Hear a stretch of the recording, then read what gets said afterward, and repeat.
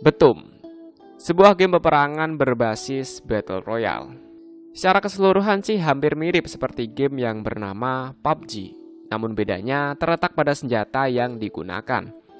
Jika dalam game PUBG senjata utamanya yang digunakan adalah assault rifle atau senjata api, pada game Betum ini senjata utamanya adalah sebuah grenade atau sebuah bom yang bisa meledak. Ceritanya terdapat seorang player yang bernama Sakamoto, di mana dirinya berhasil memasuki peringkat 10 pada sebuah game yang bernama Betum, peringkat 10 dunia ya. Atau gampangnya Sakamoto ini adalah pro player dan berhasil menjadi juara dunia. Nama Sakamoto sangatlah populer di kalangan para gamer, karena ya Sakamoto sendiri merupakan pemain nomor 1 di negara Jepang. Hampir tidak ada orang yang bisa melawannya, bahkan pemain terbaik peringkat 2 dunia pun kewalahan ketika melawan Sakamoto ini. Ya intinya Sakamoto tuh hampir tidak terkalahkan. Pada game Betum juga Sakamoto sudah memiliki seorang istri, meskipun itu hanyalah berlaku pada dunia game saja dan nggak tahu si pasangannya tuh Hode atau bukan. Tapi intinya Sakamoto sudah menikah meski dalam game yang bernama Betum. Akan tetapi kenyataan tak seindah dengan realita. Seorang player yang bernama Sakamoto ini meskipun sangat jago dalam bermain game Betum, nyatanya dirinya merupakan seorang pemalas dan pengangguran di dunia nyata. Dia bahkan tidak ingin mencari pekerjaan ketika disuruh oleh ibunya. Bisa dibilang, keluarga Sakamoto ini sebenarnya adalah keluarga yang broken home, di mana ayahnya yang selalu saja mementingkan pekerjaannya ketimbang keluarganya sendiri. Sehingga ibunya Sakamoto ini lebih memilih untuk melakukan perceraian, yaitu tadi karena sudah tidak diperhatikan oleh suaminya sendiri. Pas sudah cerai, akhirnya ibunya Sakamoto lebih memilih untuk menikah lagi. Tapi, karena tidak terima, Sakamoto pun marah besar dan tidak mau menerima keberadaan ayah barunya. Padahal sebenarnya ayah barunya sekarang merupakan seorang yang sangat baik hati kepada Sakamoto maupun ibunya. Mungkin dikarenakan masih belum bisa menerima kenyataan, membuat Sakamoto menjadi pengangguran dan lebih memilih untuk melarikan diri dari kenyataan dengan cara melampiaskan semuanya ke dalam sebuah game yang bernama Betum. Nah itu gambaran singkat mengenai game yang bernama Betum dan latar belakang tentang karakter utama yang bernama Sakamoto. Mari kita bahas untuk alur ceritanya seperti apa, tapi setelah pesan berikut ini. Punya pulsa banyak, tukerin aja jadi uang. Enkepai, solusi kebutuhan di dunia maya.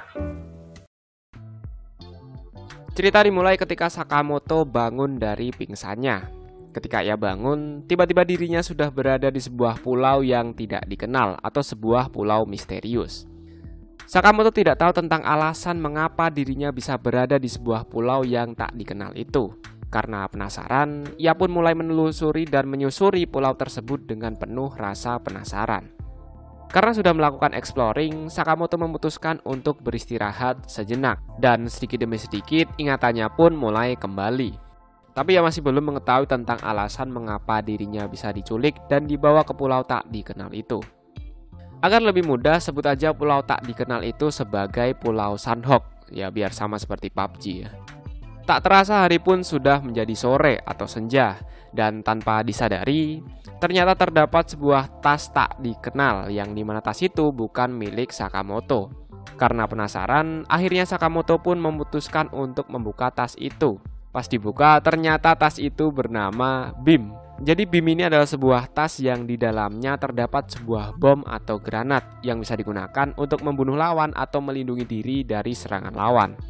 Tak lama kemudian, setelah Sakamoto melakukan testing pelemparan bom, ada seseorang yang tak dikenal pun datang. Mungkin ya orang itu terpancing karena beberapa menit sebelumnya Sakamoto melakukan testing pelemparan bom. Jadi ya duar, wah apaan tuh? Terus datengin tuh orang itu.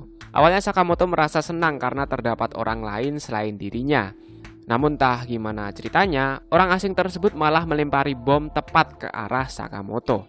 Awalnya Sakamoto tidak ingin membalas karena nantinya jika Sakamoto menyerang balik, bisa-bisa orang tersebut akan terbunuh. Di sini Sakamoto lebih memilih dan berusaha untuk mengajak damai orang itu. Namun apalah daya, orang itu justru malah menyerang Sakamoto secara terus-menerus. Hingga dari suatu titik Sakamoto harus benar-benar melawan orang itu, karena kalau tidak dilawan ya nanti malah Sakamotonya mati. Dan singkat cerita, karena Sakamoto merupakan pemain terbaik di game Betum yang dimana basicnya adalah melemparkan bom, maka ya untuk mengalahkan orang tersebut bukanlah suatu hal yang sulit. Dan benar saja, Sakamoto pun berhasil mengalahkan atau membunuh orang itu. Mulai dari sinilah Sakamoto mengetahui satu hal, bahwa dirinya saat ini sedang bermain game Betum di dunia nyata. Karena merasa lelah setelah bertarung, akhirnya Sakamoto pun memilih untuk beristirahat sejenak di pinggir sungai.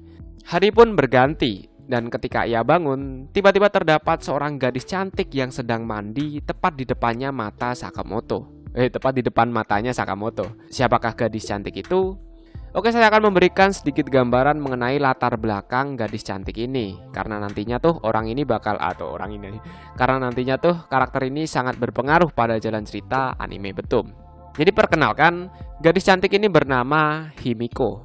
Dia adalah gadis remaja SMA biasa yang dimana sangatlah populer di kalangan semua orang karena ya wajahnya yang sangat cantik. Selain menjadi gadis SMA pada umumnya, Himiko ini juga ternyata suka bermain game yang bernama Betum.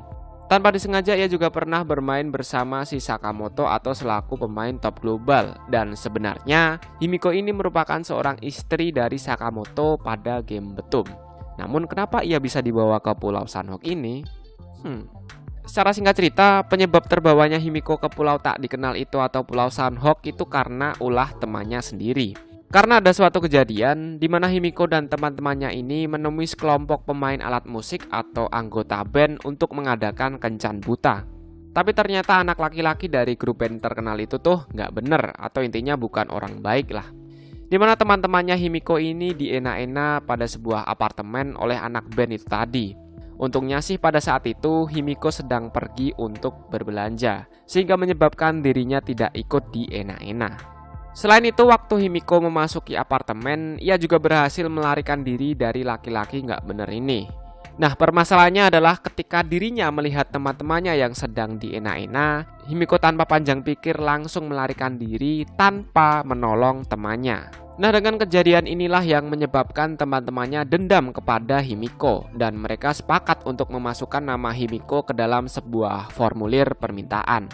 Lah terus apa hubungannya sama sebuah formulir permintaan dengan terculiknya Sakamoto, Himiko, dan penghuni Sanhok lainnya? Nanti kita akan bahas, tapi kita lanjutkan cerita dulu tentang hari pertama kedatangan Himiko di Pulau Sanhok. Sebelumnya saya mau memperjelas bahwa hari pertama kedatangan Himiko itu bersamaan dengan hari pertama kedatangannya si Sakamoto ini. Jadi mereka tuh di hari yang sama datang ke Pulau Sanhok, cuman beda lokasi terjun aja. Sama seperti Sakamoto bahwa hari pertama di Pulau Sanhok dirinya kebingungan tentang kenapa kok aku bisa berada di sini.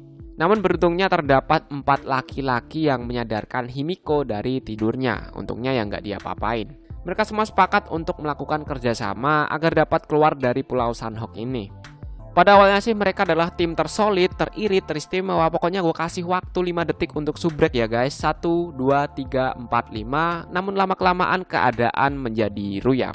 Di mana ada salah satu orang yang saling membunuh satu sama lain karena tidak tahan dengan ocehannya terkait pembagian makanan. Ya karena topik makanan tuh sangatlah sensitif. Karena ya makanan di sini tuh sangatlah langka, jadi sensitif itu.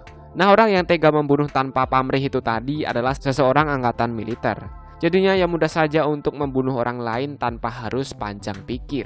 Karena tidak tahan, akhirnya ada satu laki-laki gendut yang mengajak Himiko untuk melarikan diri dari laki-laki militer itu. Dan secara singkat cerita, dengan sedikit usaha mereka akhirnya dapat melarikan diri dari orang itu atau Pak militer itu tadi. Tapi setelah berhasil melarikan diri, om-om gendut itu tadi tiba-tiba menyerang Himiko, bukan menggunakan bom, namun menggunakan sebuah rudal atau torpedonya miliknya sendiri. Aduh, grogi. Dengan cepat laki-laki gendut itu tanpa panjang pikir langsung melucuti pakaiannya si Himiko ini, di mana ia juga berhasil menggrab-grab dan menggojek-gojek opainya milik si Himiko ini. Namun ketika laki-laki itu ingin melancarkan rudalnya kepada Himiko, tiba-tiba Himiko mengeluarkan sebuah bom yang dimana ia berniat untuk melakukan bunuh diri. Dalam pikirnya, daripada dienak-enak terus dibunuh, mendingan sekalian bunuh diri aja bersama laki-laki gendut itu. Intinya ya nantinya tuh bakal mati. Akan tetapi takdir berkata lain. Belum juga menancapkan rudalnya, justru laki-laki itu tadi malah melarikan diri karena ya takut mati terkena bom dari Himiko. Karena Himiko juga nggak mau mati sendiri. Pada akhirnya ia melempar bom tepat ke arah laki-laki yang ingin menancapkan rudalnya itu tadi. Dan secara singkat cerita, akhirnya laki-laki gendut itu pun terbunuh. Keesokan harinya Himiko memutuskan untuk mandi di sungai, ya biar suci kembali lah. Namun lagi-lagi ketika ia mandi malah ada laki-laki yang menghampirinya. Siapakah laki-laki itu? Siapa lagi kalau bukan Sakamoto? Oke, kita kembali ke sudut pandang Sakamoto ya. Biar nggak bingung, saya kasih intro buat pengenalan lagi nih. Ketika Sakamoto terbangun, tiba-tiba ada seorang gadis cantik yang sedang mandi tepat di depan matanya. Yap, gadis cantik itu adalah Himiko. Tapi karena masih trauma dan takut, dengan keadaan baju yang masih terbuka, dengan cepat Himiko langsung lari sambil mengamankan semua BIM dan juga sebuah koper makanan atau suplai makanan. Karena pada saat itu posisi Sakamoto juga tidak memiliki sebuah makanan untuk dimakan, jadi mau nggak mau harus mengejar Himiko dan mengambil koper makanan yang dibawa oleh Himiko. Oh iya, saat ini Sakamoto tuh belum tahu ya kalau itu tuh adalah Himiko atau selaku istrinya pada game Betum. Dan begitu juga sebaliknya, si Himiko nggak tahu kalau itu adalah Sakamoto atau selaku suaminya pada game Betum. Dengan cepat Sakamoto lari dan menggunakan sebuah radar pendeteksi untuk mengetahui posisi orang yang berada di sekitarnya. Tek tek tek tek tek, Sakamoto pun berhasil menemukan seseorang yang sedang bersembunyi. Awalnya ia mengira bahwa orang yang bersembunyi itu adalah Himiko. Namun sangat amat disayangkan, orang tersebut ternyata bukanlah Himiko, melainkan seorang om-om yang bernama Tairasan. Nah, Tairasan ini adalah orang yang tidak ingin bertarung, apalagi berniat untuk membunuh orang lainnya. Makanya tidak terjadi peperangan bom antara Sakamoto dan Tairasan. Kebetulan, Tairasan ini juga mengetahui sedikit tentang kebenaran sekaligus awal mula terbawanya mereka ke Pulau Sanhok ini. Awalnya Tairasan tidak ingin menceritakan tentang semua itu. Namun karena dipaksa oleh Sakamoto, akhirnya Tairasan pun menceritakannya. Begini nih ceritanya.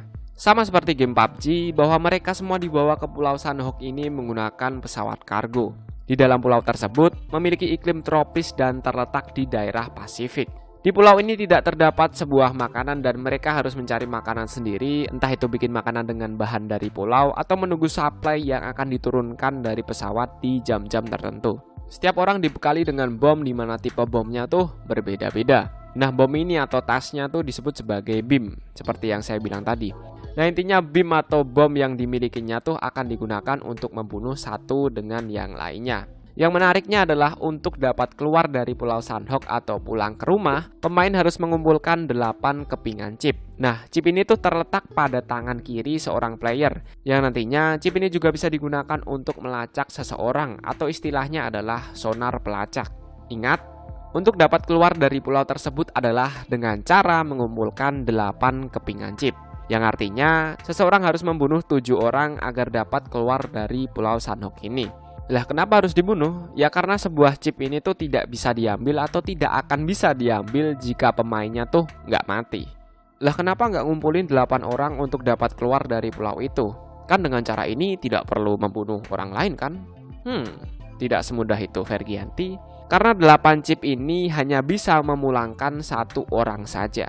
Yang artinya 8 chip hanya bisa digunakan untuk 1 orang saja, tidak lebih dan tidak kurang.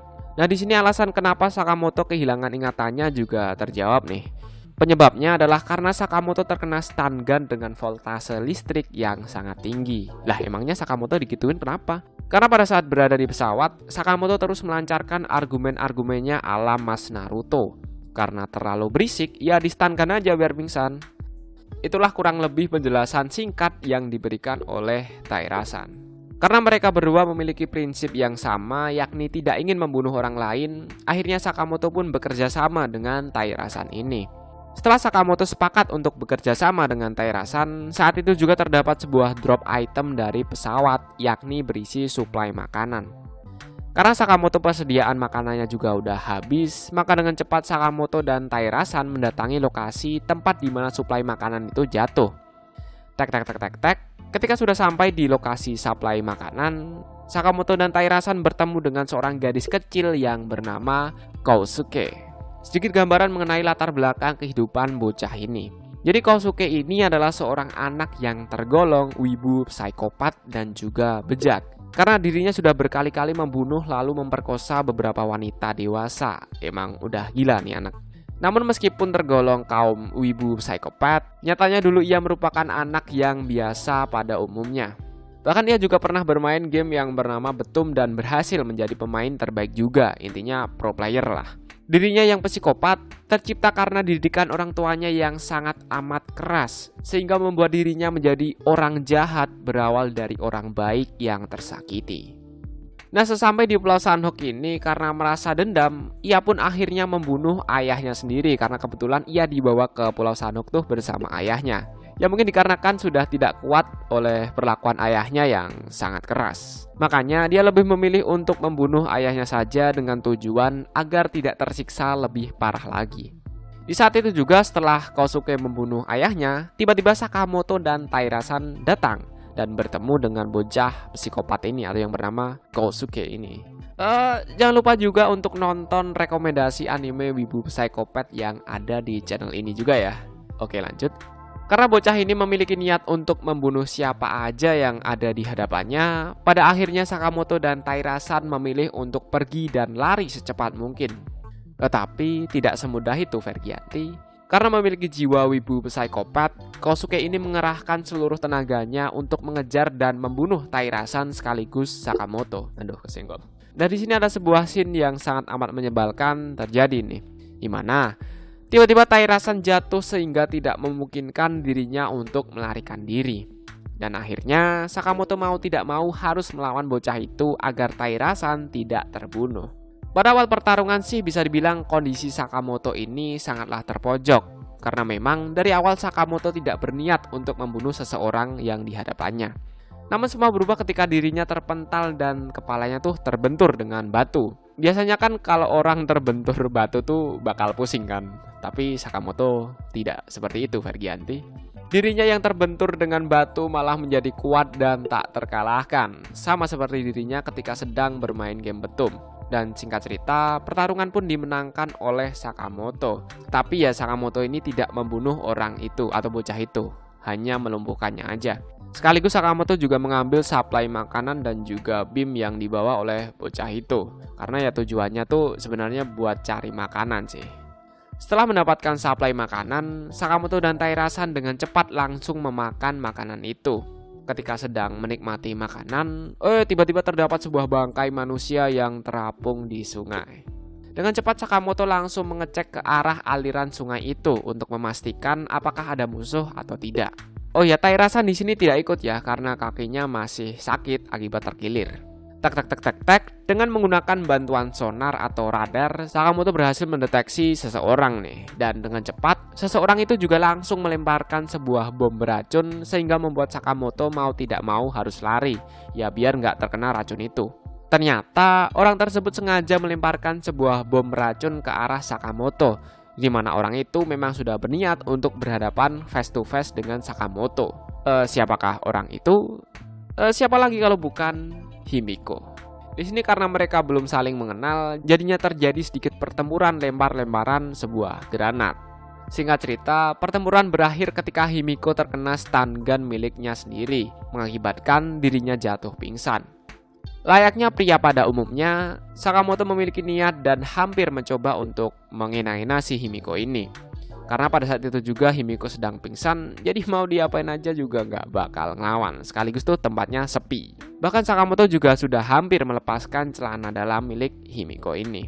Tapi apalah daya, imannya si Sakamoto ini terlalu kuat sehingga Sakamoto tidak jadi untuk menghina-hina si Himiko ini. Jadi bagi kalian yang bilang semua cowok itu sama aja, ya silahkan kenalan sama si Sakamoto ini. Biar statement semua cowok itu sama aja bisa terbantahkan. Meskipun Sakamoto cuma karakter fiksi. Yang tadinya berniat untuk menghina-hina, justru Sakamoto malah menggendong Himiko dan membawa Himiko ke tempat yang lebih aman. Takutnya kalau dibiarkan nantinya dirinya malah menjadi korban orang lain. Setelah sadar, Himiko menjelaskan sedikit alasan mengapa mereka semua termasuk Sakamoto dan Taira-san bisa dibawa ke Pulau Sanhok ini. Tak lain dan tak bukan, ada sebuah perusahaan yang memberikan sebuah formulir kepada orang-orang khusus, di mana ketika seseorang memasukkan nama pada formulir tersebut, dengan otomatis orang yang dimasukkan namanya itu tadi akan dibawa ke Pulau Sanhok. Loh, kok kejam banget? Ya nggak sepenuhnya kejam sih, karena orang yang diberikan formulir khusus itu tuh nggak sembarangan orang cuy. Orang yang berhak mendapatkan formulir khusus itu adalah seseorang yang telah tersakiti dengan sangat amat terdalam. Wanjir, berbelit-belit. Misalnya nih, saya nyakitin kalian kayak bilang, wah kalian tuh wibu. Wibu tuh wibu, pokoknya kalian wibu. Nah, karena kalian merasa sakit hati yang sangat amat mendalam karena saya kata-katain wibu, nah di sini kalian akan mendapatkan sebuah formulir khusus yang nantinya ketika kalian memasukkan nama saya ke dalam formulir tersebut tuh, maka saya akan dibawa ke Pulau Sanhok. Begitu sih gambaran sederhananya. Lah terus alasan kenapa Himiko, Sakamoto, dan Taira-san atau penghuni lainnya dibawa ke Pulau Sanhok tuh karena apa? Kalau Himiko sih karena meninggalkan temannya tanpa membantu temannya yang sedang dienak-enak. Buat yang lupa silahkan ulangi videonya ya bro. Kalau Sakamoto sendiri dikarenakan berani melawan orang tuanya sehingga orang tuanya tuh mungkin ya udah kesel lah. Intinya Sakamoto ngebuat orang tuanya tuh nggak tahan dengan sikap yang keras kepala, egois, dan tidak mau mendengarkan orang tuanya sekaligus menghargai. Mungkin sih. Kalau Taira-san sih mirip kayak kasus korupsi atau apalah gitu, saya lupa. Intinya hal yang berkaitan dengan uang. Ngomong-ngomong soal uang, kalian bisa menukarkan pulsa ke uang atau ke e-wallet seperti OVO, Dana, dan GoPay loh. Untuk lebih lengkapnya silahkan baca di deskripsi ya. Setelah bercerita panjang lebar, terdapat sebuah kadal atau komodo raksasa yang menyerang mereka bertiga. Singkat cerita, mereka pun berhasil melarikan diri. Meskipun kakinya Taira-san menjadi korban karena tergigit oleh komodo atau kadal raksasa itu tadi. Buat tambahan informasi aja nih, pemain tidak bisa menggunakan BIM atau bom milik orang lain ketika orang tersebut belum dibunuh atau belum mati. Namun, pemain bisa mengaktifkan BIM milik orang lain dengan cara mengaktifkannya melalui tangan pemilik BIM itu. Intinya pinjem tangannya si pemilik buat ngaktifin bomnya. Keesokan harinya, kondisi Taira-san semakin parah karena terkena gigitan komodo atau kadal raksasa yang sangat beracun. Sehingga Sakamoto dan Himiko harus melawat lukanya si Taira-san ini supaya tidak terkena infeksi lebih jauh lagi. Tak lama kemudian, ada seseorang yang melancarkan radar atau sonar, dan di sini Himiko terlacak atau terdeteksi pada sonar itu, mengakibatkan dirinya harus pergi agar tidak terbunuh. Ketika Himiko ingin melarikan diri, tiba-tiba muncul seseorang di mana memiliki kemampuan tempur yang sangat hebat.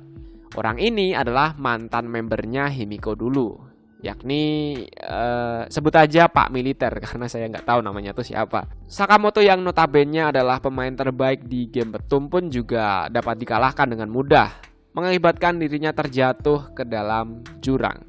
Taira-san pun juga ikut terpotong terpotong jarinya. Dan yang sangat amat parah adalah Himiko dibawa atau diculik oleh prajurit militer itu tadi. Apakah Himiko akan dienak-enak lagi? Untungnya, meskipun Sakamoto terjatuh ke dalam jurang, namun ia masih hidup.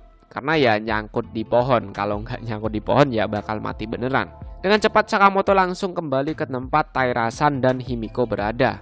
Namun ya itu tadi, Himiko telah diculik sekaligus prajurit militer itu tadi juga mencuri BIM atau bom sekaligus suplai makanan. Dan yang tersisa hanyalah HP milik Himiko. Dikala sedang shock atau berada di titik paling rendahnya, Sakamoto membuka HP milik Himiko dan melihat sebuah foto cosplay Betum. Sekaligus dalam foto tersebut terdapat sebuah nama, yakni Himiko. Dari sinilah Sakamoto mengetahui bahwa wanita yang bersamanya selama ini tuh adalah Himiko atau istrinya Sakamoto pada game Betum. Alhamdulillah ya, bukan Hode istrinya. Kalau Hode ya laki versus laki nantinya. Setelah Sakamoto tahu bahwa gadis itu adalah Himiko atau selaku istrinya, tanpa panjang pikir Sakamoto langsung menuju ke tempat Himiko berada atau tempat Himiko diculik. Bahkan Sakamoto pergi ke tempat Himiko tanpa membawa senjata apapun. Jadi ya bisa aja Sakamoto ini terbunuh dengan sangat mudah karena tidak membawa sebuah senjata. Dengan bantuan radar atau sonar, akhirnya Sakamoto dan Himiko berhasil bertemu. Namun sangat amat disayangkan, ketika ditanya justru Himiko tidak mengakui bahwa dirinya adalah istri dari Sakamoto pada game Betum. Dia bilang bahwa dia tidak kenal dengan Sakamoto. Lah kenapa Himiko sosok nggak kenal sama Sakamoto? Bukan karena nggak suka atau gimana, namun Himiko masih trauma tentang kejadian di mana dirinya hampir dienak-enak oleh om-om sama om-om. Sehingga Himiko saat ini tidak ingin membuka hati untuk siapapun, termasuk Sakamoto. Singkat cerita, dengan perlawanan yang sangat sulit, Himiko dan Sakamoto berhasil melarikan diri dan berhasil membunuh si prajurit militer itu tadi. Setelah itu, mereka pun akhirnya memilih untuk beristirahat sejenak dengan tidur bareng. Maksudnya tidur bareng tuh tidurnya bersebelahan. Dikala menjelang tidur, Sakamoto menceritakan sedikit tentang kisah pertemuannya dengan gadis yang bernama Himiko dalam game Betum. Intinya sih Sakamoto bahagia karena telah bertemu dengan Himiko dalam game Betum. Namun ya meskipun Sakamoto telah menceritakan momen-momen dengan Himiko pada game Betum, si Himiko yang sedang di sampingnya ini tidak mengakui bahwa dirinya merupakan istri dari Sakamoto pada game Betum. Setelah Sakamoto menceritakan pertemuannya, membuat Himiko menangis karena merasa sangat bahagia. Tapi ya si Himiko ini tetap tidak mengaku bahwa dirinya merupakan seorang istri dari Sakamoto dalam game Betum. Ketika mereka sudah pada tidur, terdapat sesosok orang yang berpenampilan sama seperti hantu atau mirip seperti hantu. Hal itu membuat mereka terbangun sekaligus membuat Himiko sangatlah ketakutan. Karena ingin membuat Himiko nyaman, akhirnya Sakamoto pergi dan mencari orang yang berpenampilan seperti hantu itu tadi. Dan singkat cerita, ketemulah mereka berdua dengan orang yang berpenampilan sama seperti hantu. Orang itu bernama Murasaki Shiki. Sedikit gambaran mengenai masa lalunya nih. Jadi Murasaki Shiki ini adalah seseorang suster di sebuah rumah sakit. Ya suster di rumah sakit dong. Ya enggak juga sih, di Puskesmas tuh juga suster kan. Di Puskesmas tuh rumah sakit bukan sih. Anyway, ia adalah orang yang baik hati dan juga giat bekerja. Namun pada suatu hari, ada sebuah insiden kecelakaan pada saat operasi. Dan yang memimpin operasi itu bernama Date Sensei. Nah, Date Sensei ini adalah seseorang yang sangat Shiki kagumi. Sehingga Shiki rela menutupi segala kesalahan yang diperbuat oleh Date Sensei ini. Tapi, meskipun sudah dilindungi oleh Shiki, nyatanya Date Sensei adalah seseorang yang sangat brengsek. Ketika Date Sensei ini mengalami sebuah kesalahan yang sangat fatal dalam operasi, Date Sensei ini menunjuk Shiki sebagai orang yang bertanggung jawab atas segalanya. Sehingga orang-orang mengira bahwa Murasaki Shiki lah yang membunuh pasien itu. Padahal yang melakukan kesalahan tuh ya Date Sensei itu tadi. Nah, karena sudah tersakiti yang sangat amat dalam, membuat Shiki diberikan sebuah formulir oleh sebuah perusahaan misterius. Yaitu tadi, barang siapa yang menuliskan nama pada formulir tersebut, maka nama yang dimasukkan ke dalam formulir itu akan dibawa ke Pulau Sanhok. Akhirnya Shiki pun menuliskan nama Date Sensei. Nah, ironisnya orang yang membenci Shiki juga memasukkan namanya ke dalam sebuah formulir itu. Alhasil membuat Shiki dan Date Sensei terbawa ke Pulau Sanhok secara bersamaan. Pada awalnya mereka pun sepakat untuk melakukan kerjasama. Namun semua berubah ketika mereka sudah memiliki kepingan chip yang berjumlahkan 7 biji. Nah, si Date Sensei ini rela membunuh si Shiki hanya demi keluar dari pulau itu. Namun pada saat Date Sensei ingin melakukan pembunuhan kepada Shiki, bom milik Date Sensei ini berhasil ditangkis dengan tangannya si Shiki ini. Berhasilnya bom yang ditangkis oleh Shiki ini tadi membuat tangannya si Shiki ini tuh hilang atau ibarat kata patah, dan chipnya pun juga ikut copot. Tapi si Shiki ini nggak mati loh ya, cuman tangannya tuh katakanlah hilang lah. Nah, di sini karena Date Sensei sudah memiliki chip yang berjumlahkan 8 biji, sesuai dengan peraturan yang berlaku, akhirnya Date Sensei pun bisa keluar dari Pulau Sanhok itu. Tentu meninggalkan Shiki seorang diri pada pulau itu. Oke, cerita Shiki hanya sampai di sini, kita lanjut ke cerita utamanya. Hari pun sudah menjadi pagi, membuat Sakamoto dan Himiko harus pulang untuk menemui Tairasan kembali. Sesampai di markas, terdapat satu orang asing yang ternyata telah merawat si Tairasan ini. Dia merupakan seorang dokter. Siapakah orang itu? Orang itu bernama Date Sensei. Yep, Date Sensei. Seorang lelaki brengsek yang rela membunuh orang terdekatnya hanya agar dapat keluar dari Pulau Sanhok itu. Lah, katanya udah keluar dari Pulau Sanhok, lah kok balik lagi? Ya mungkin pada saat ia pulang si Date Sensei ini bikin ulah lagi, sehingga dirinya dipulangkan kembali ke Pulau Sanhok lagi. Awalnya Sakamoto curiga dengan Date Sensei ini, namun dikarenakan telah merawat Tairasan dengan baik, akhirnya ia pun percaya kepadanya. Bahkan Date Sensei ini ceritanya rela membagi suplai makanannya dengan mereka bertiga. Apakah Date Sensei sudah berubah? Tidak semudah itu, Fergianti.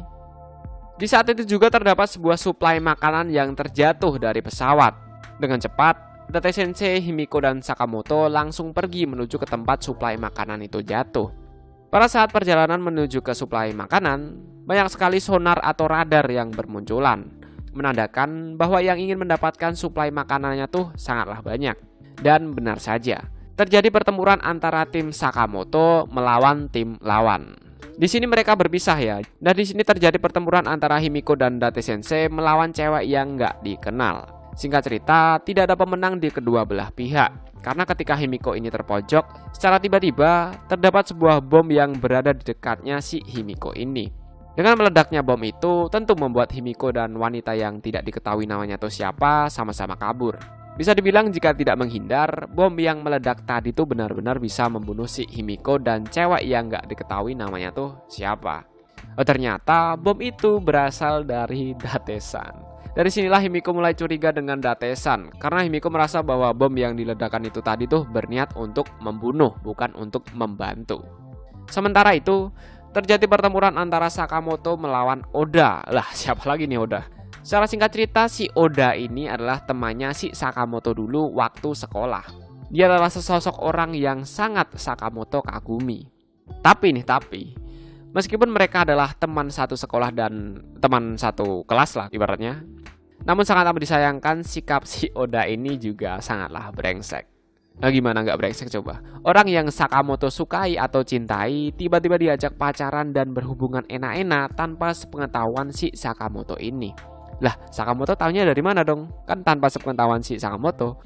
Sakamoto tahu tentang skandal enak-enak itu tadi dari teman kelasnya sendiri. Jadi dengar dari teman kelasnya sendiri. Pada akhirnya pertempuran Sakamoto melawan Oda pun berlangsung sangatlah sengit karena mengingat masa lalu mungkin. Singkat cerita, pertempuran dimenangkan oleh Oda karena ia berhasil mendapatkan suplai makanan itu. Tapi meskipun kalah, namun untungnya di sini Sakamoto dan kawan-kawan tidak ada yang terbunuh, termasuk Himiko dan Date-san. Mendengar kabar bahwa Sakamoto selamat, dengan cepat Himiko tanpa sadar langsung memeluk si Sakamoto ini. Wadidaw. Mulai dari sinilah bibit-bibit cinta mulai bertumbuh di hati. Bibit-bibit cinta mulai tumbuh di hati Himiko. Beberapa saat kemudian mereka pun memutuskan untuk pulang ke markas. Meskipun mereka semua gagal dalam memperebutkan suplai makanan itu, namun untungnya di sini Date-san memiliki sebuah cadangan makanan yang sekiranya cukup untuk dikonsumsi selama 1 hari. Terima kasih Date-san. Nah, di sini terjadi perdebatan hebat antara Himiko dan Sakamoto, karena Himiko bilang bahwa Date-san tuh memiliki niat yang buruk kepadanya. Tapi Sakamoto nggak percaya karena si Date-san ini rela membagi cadangan makanannya untuk mereka semua. Dikala Sakamoto dan Himiko sedang berdebat sangat hebat, tiba-tiba si Taira-san ini kondisinya mendadak drop. Ternyata racun dari kadal raksasa atau komodo itu tadi tuh udah menyebar ke seluruh tubuhnya, membuat dirinya harus segera diobati. Jika tidak, Taira-san benar-benar bisa mati. Dengan cepat Date-san menyarankan Sakamoto untuk segera mencari obat untuk Taira-san. Dan untungnya Himiko tahu terkait di mana tempat untuk mencari obat. Di manakah tempat itu? Di mana lagi kalau bukan di tempatnya Mbak Murasaki Shiki atau partner dari Date-san dulu. Akhirnya Date-san, Himiko, dan Sakamoto datang menuju ke tempatnya Mbak Murasaki Shiki untuk mencari obat. Dan di sini sifat busuk dari Date-san mulai tercium nih. Sakamoto disuruh untuk membawa sebuah koper yang katanya isinya adalah obat-obatan. Tetapi ternyata dalam koper tersebut isinya adalah bom yang bisa meledak kapan aja. Namun karena Himiko sudah dikasih tahu bahwa orang yang bersama Sakamoto saat ini itu adalah Date Sensei atau selaku orang yang mengkhianati Murasaki Shiki dulu, akhirnya Sakamoto pun berhasil selamat. Date Sensei kaget ketika melihat Murasaki Shiki tuh masih hidup, dan Date Sensei pun berniat untuk membunuh Himiko dan juga Murasaki. Namun apalah daya, ketika pemain betum terbaik di Jepang masih hidup, membuat Date Sensei lah yang justru berhasil dikalahkan oleh Sakamoto. Di saat Date Sensei sekarat, Murasaki Shiki berkata bahwa ia yang akan membunuh atau mengeksekusi si Date Sensei ini. Tapi apalah daya, Murasaki Shiki tidak tega untuk membunuh si Date Sensei ini, padahal dirinya sudah dikhianati dan disakiti berkali-kali. Disinilah mungkin definisi cinta itu buta dapat dilihat atau digambarkan. Jadi intinya si Date Sensei ini tidak jadi mati, tapi malah dirawat oleh Murasaki Shiki, ya meskipun sudah disakiti berkali-kali. Akhirnya Himiko dan Sakamoto pun memilih untuk pulang ke tempat Taira-san berada. Namun sesampai di sana, tiba-tiba si Taira-san ini menghilang entah pergi kemana. Dan beberapa saat kemudian, tiba-tiba bom dengan tipe pengincar menghampiri dan meledak tepat di dekatnya Sakamoto, mengakibatkan kakinya si Sakamoto ini terluka parah dan sulit untuk bergerak. Di sini Sakamoto berpikir bahwa satu-satunya orang yang dapat menggunakan bom dengan tipe pengincar adalah Taira-san. Dan benar saja, Taira-san kali ini adalah dalang dari penyerangan itu. Seperti kata Mbak Murasaki Shiki ketika dihianati oleh Date Sensei dulu, bahwa ketika seseorang sudah memiliki 7 keping chip, maka kepribadiannya akan berubah total. Dan hal itu terjadi pada Taira-san juga. Lah, emangnya Taira-san punya berapa keping chip nih? Jadi Taira-san selama ini diam-diam memungut sebuah chip dari korban pembunuhan yang dilakukan oleh Himiko dan Sakamoto. Ininya kalau ada korban atau orang yang mati tuh chipnya diambil oleh si Taira-san ini tanpa bilang ke Sakamoto dan si Himiko terlebih dahulu. Taira-san ingin membunuh Sakamoto dan Himiko agar dirinya memiliki 8 keping chip dan agar dapat bisa keluar dari Pulau Sanhok ini. Serangan pun terus dilancarkan. Nah di sini karena basicnya Sakamoto dan Himiko adalah pemain betum, jadinya ya tahu bagaimana cara untuk menghentikan sebuah bom dengan tipe pengincar. Ketika terdapat sebuah bom, dengan cepat Himiko langsung melindungi Sakamoto dengan cara mengambil bom yang sedang menuju ke tempat Sakamoto. Lah, emangnya nggak meledak? Bom dengan tipe pengincar ini hanya akan meledak ketika bomnya sudah berada di dekat target. Karena targetnya Sakamoto ya kalau bomnya diambil sama Himiko ya nggak meledak dong, kan targetnya si Sakamoto. Dari sinilah Sakamoto tambah yakin bahwa Himiko yang ada di depan matanya merupakan istri dari Sakamoto pada game betum. Singkat cerita, Sakamoto dan Himiko pun berhasil memojokkan si Taira-san ini. Dan karena Taira-san merasa bersalah ditambah dengan kondisinya yang saat ini sedang terpojok, Taira-san ini lebih memilih untuk ngebunuh dirinya sendiri. Ya mungkin karena dirinya udah nggak kuat hidup di sebuah pulau yang bisa bikin orang gila. Dan singkat cerita, akhirnya Taira-san pun meninggal dunia. Setelah kejadian itu, Himiko dan Sakamoto kembali ke tempat persembunyian. Nah di sini Himiko bertanya kepada Sakamoto, "Apakah kau ingin pulang?" Dijawab oleh sama Sakamoto, "Hah, pulang?" Di sini Himiko menjelaskan bahwa dia mengambil 2 chip yang dibawa oleh Taira-san tanpa sepengetahuan mereka. Sekaligus ditambah lagi chip yang berasal dari tubuh Taira-san. Jadinya kalau di total 2 tambah 1 adalah 3. Nah Sakamoto dan Himiko juga memiliki 3 keping chip yang mereka peroleh dari korban-korban sebelumnya. Jadi 3 tambah 3 adalah 6. Dan di sini Himiko menyarankan untuk ngebunuh dirinya agar Sakamoto bisa keluar dari Pulau Sanhok. Karena jika Himiko mati, maka chipnya akan menjadi 7 biji. Dan ditambah dengan milik Sakamoto ya berjumlahkan 8 biji. Otomatis ketika seseorang punya 8 keping chip, artinya orang itu bisa keluar dari Pulau Sanhok ini. Atau dengan kata lain, Himiko rela mati agar Sakamoto bisa keluar dari Pulau Sanhok ini. Tapi ya saran itu ditolak mentah-mentah oleh Sakamoto. Mana mungkin dirinya mengorbankan seseorang untuk kepulangannya. Di sini Sakamoto dengan tegas bilang bahwa aku tidak akan meninggalkanmu baik di dunia ini maupun di dunia game. Wadidaw. Karena sudah ketahuan, akhirnya Himiko pun mengaku bahwa dirinya merupakan istri dari Sakamoto pada game betum. Karena sudah tahu identitasnya, mereka pun melakukan enak-enak di tempat itu. Nah di sini di menit-menit terakhir animenya terdapat seseorang misterius yang berkata, "Ryota, maafkan aku. Hanya hal ini yang bisa aku lakukan." Apakah Ryota akan diselamatkan atau diberikan sebuah senjata agar dapat keluar dari Pulau Sanhok? Oh ya bagi yang belum tahu, Ryota ini adalah Sakamoto ya. Nama panjangnya adalah Sakamoto Ryota, kalau enggak Ryota Sakamoto. Dan ceritanya pun berakhir sampai di sini. Panjang juga ya. Sekaligus ceritanya agak nanggung sih, cuman ya begitulah. Bagi yang pengen lihat pembahasannya dalam bentuk tulisan bisa lihat di forum Nafas Kuda, link sudah saya taruh di deskripsi. Sampai bertemu di kesempatan selanjutnya, stay kerat and keep calm. Akhir kata, sampai jumpa.